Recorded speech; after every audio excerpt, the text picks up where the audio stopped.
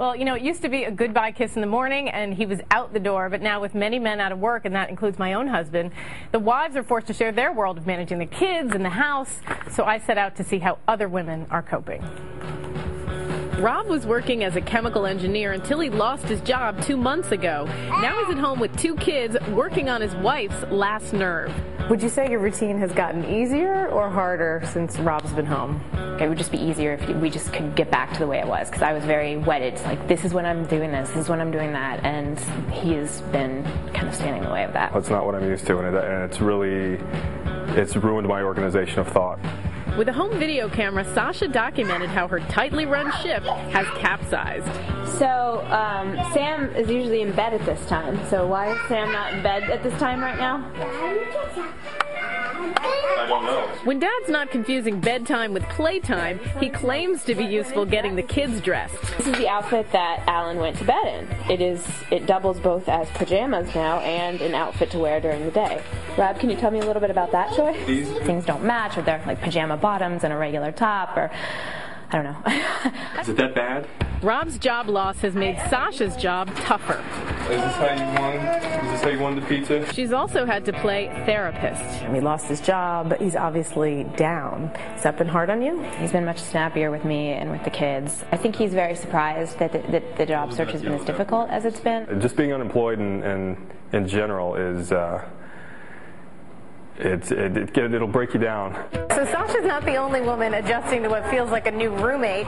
Here at La Lanterna Cafe, a group of gals also living with their unemployed husbands got together to let off some steam over cappuccinos. He's home and he's in my space and he's like, what are you doing? Now I have him like micromanaging everything I'm doing. Is there kind of a loss of freedom? I do feel a little bit like I'm being checked up on, or, you know, I'm just not used to answering to anybody. Sometimes the ladies feel like they're living with Big Brother. Sometimes it's more like a new baby. It was suddenly, what is there for breakfast? What is there for lunch? Dealing with working around him, not just the kids and their noise. It's like having a fourth child. And what was once their living space has become his office. It is exhausting all day, finding play dates, like always going over to friends' homes and not ever having play dates at our home. I feel like I never have any time to myself. I feel like I don't get anything done when he's home. Yeah, a little gripe session. For some advice for Megan and all the other wives out there, we've asked today's contributing psychiatrist, Dr. Gail Saltz, to stop by. And Gail, this is actually the new reality. I mean, this is what so many couples are going through. And you'd think having the husbands at home would be helpful to a lot of women. But as we heard in that piece, a lot of women feel like their freedom is being taken away from them and they're being stepped on a little bit. Yeah, this is like retirement, which is actually a really difficult time, because that's exactly what happens. You're in my space, you know, too much, get out, it upsets the balance. But it's worse, because he feels terrible, and actually what he often feels is kind of emasculated. So what we're talking about is a loss of roles, of identities here, and that is really very, very stressful for the relationship. Megan, what was this like for you? I mean, you're living this right now with your husband. There was this honeymoon period where you think, you know, this is kind of nice. You know, we're home together. This is unexpected time. My son can have lunch with his father. But there's something to be said for getting space from your spouse, and after a while, the novelty wears off, and you wish that both of you sort of had your own interests again outside of the house. And I just think it's healthy. It's healthy to get some space, and after a while, it feels confining. And there were some specific things that started to unravel in my life. My son, as soon as my husband stayed home from work, stopped napping. He used to be, 2 hours a day I could count on getting a break and getting things done. He was so stimulated that his dad was home, and many times my husband was in charge of getting him down, and I was maybe working longer hours, and he didn't quite seal the deal, and the nap went away. So that was a huge change in my day.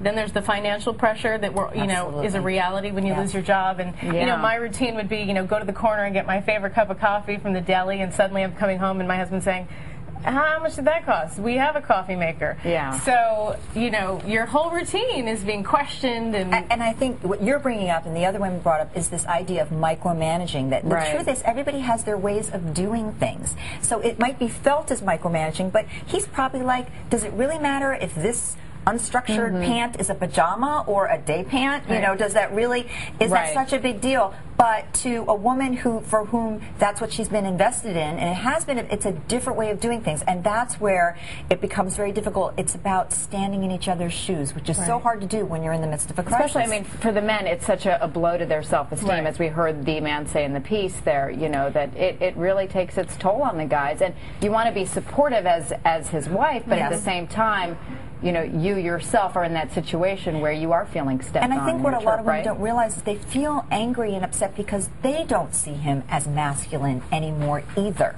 And that's a real struggle because they want to see him in the same role. As the provider and it's, or the... and it's scary, and then they're feeling scared, but they don't realize that that's what's happening too. And Gail, for folks going through this, you've got some tips from them. You say, first of all, empathy and acceptance is the key. Huge. So it is about standing in each other's shoes and know where each other comes. So he could understand that she had a system here, and that upsetting her system is threatening a little bit to her femininity, and she could understand where he's coming from and maybe let a little things go because his whole role is being threatened. You'd be in a lot better boat. Megan, the women you interviewed, did you find that they were supportive at the end of the day with their spouses? They wanted to be.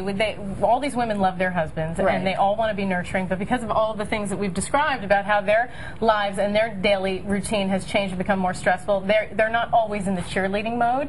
And there is a lot of negativity, I think, coming from the husbands feeling like, you know, the glass is half empty, and the women are having to every day, you know, counter all these negative thoughts, and that's draining. And so they're not always offering the support that they want to, but they mean well. So then the flip side of that would be to create role opportunities. Absolutely. So I'm saying even if they're a little like created out of nowhere, making a way that he can feel more masculine. You know, even if that's like, honey, go out in the back and chop some wood. You know, just you know what? I know it sounds funny, but actually, yes. Well, here's another thing. Chopping wood for no reason. But off of that, then also don't let your sex life go. And that's the reason. Instead of chopping wood. Because I have some funny stories about that. There were some women who really true. weren't necessarily embracing their husbands' say extra advances during the day, but that could be a benefit of them being home. But the women were feeling like, I have stuff to do. Are you kidding me? Right. You know? But it's also because of the changing roles. So if he went out and chopped some wood and looked pretty hot,